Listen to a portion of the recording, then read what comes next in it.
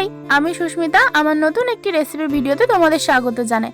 তো এখন তো প্রায় প্রত্যেক দিনই বিকালে ঝড় বৃষ্টি হচ্ছে, তাই মাকে কিন্তু আগে থেকেই বলে রেখেছিলাম আজকে আর রাত্রিবেলা কোনো ভাত বা মুড়ি খাবো না, আজ কিন্তু রুটি খাবো আর তার সাথে তড়কা বানাতে হবে।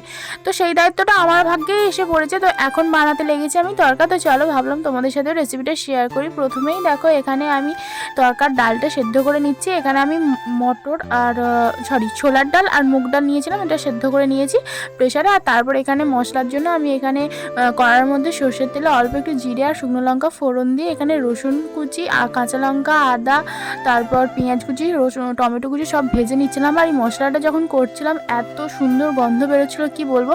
তো যাই হোক, তারপর এখানে গুঁড়ো মশলা দিয়ে ভালো করে মশলাটা কষিয়ে নিয়ে একদম সিম্পলভাবে করেছি।